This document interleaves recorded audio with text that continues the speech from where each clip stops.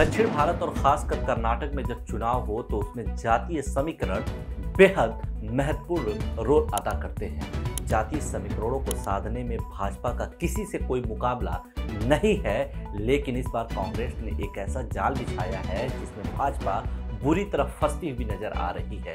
आज हम बात करने जा रहे हैं कर्नाटक चुनाव में कांग्रेस के जातीय समीकरण और उसके रणनीति के बारे में। कांग्रेस के पास कर्नाटक में अलग अलग जातियों के 3 बड़े चेहरे मल्लिकार्जुन खड़गे, सिद्धारमैया और डीके शिवकुमार हैं। कांग्रेस अध्यक्ष मल्लिकार्जुन खड़गे अनुसूचित जनजाति से ताल्लुक रखते हैं, जबकि सिद्धारमैया करूबा जाति से और डीके शिवकुमार वोक्कालिगा समुदाय से ताल्लुक रखते हैं। यह तीनों ही समुदाय कर्नाटक में राजनीतिक रूप से काफी प्रभावशाली माने जाते हैं। अनुसूचित जाति की राज्य में आबादी 19.5% है और उनके लिए आरक्षित सीटों की संख्या 36 है। कांग्रेस के राष्ट्रीय अध्यक्ष मल्लिकार्जुन खड़गे इसी जाति से ताल्लुक रखते हैं और पार्टी को उम्मीद है कि विधानसभा चुनाव में खड़गे के जरिए दलित वोटर चुनाव में कांग्रेस पर भरोसा जताएंगे। कर्नाटक के पूर्व मुख्यमंत्री सिद्धारमैया करूबा समुदाय से ताल्लुक रखते हैं, जिसकी कर्नाटक में 7% आबादी है, जो राज्य में लगभग हर जगह फैले हुए हैं। विधानसभा में इस समय करूबा समुदाय के 12 विधायक हैं। करूबा समुदाय का वोट कांग्रेस को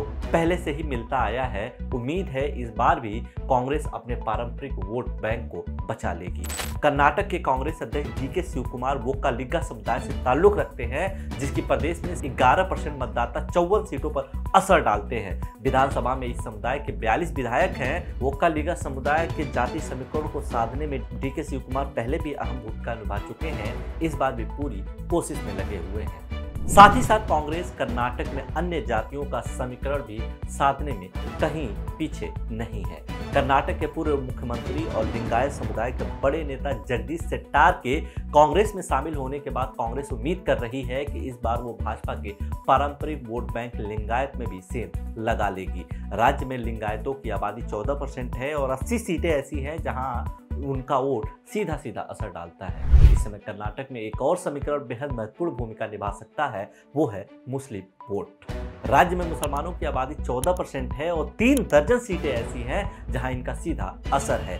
इस बार मुस्लिम पहले के मुकाबले कहीं ज्यादा एकजुट होकर भाजपा के खिलाफ वोट दे सकते हैं, क्योंकि हिजाब मामला और मुस्लिम आरक्षण खत्म करने की वजह से इस समुदाय में बेहद नाराजगी है। कांग्रेस को उम्मीद है कि मुस्लिम वोटर भी उनकी तरफ आ सकते हैं। कर्नाटक में जाति और सामाजिक समीकरणों को साधने में और लोक लुभावन वादे करने में कांग्रेस भाजपा से 2 कदम आगे चल रही है। अब आने वाले 13 तारीख को स्पष्ट पता चल जाएगा कि कांग्रेस अपनी नीति में कितना कामयाब हो पाती है।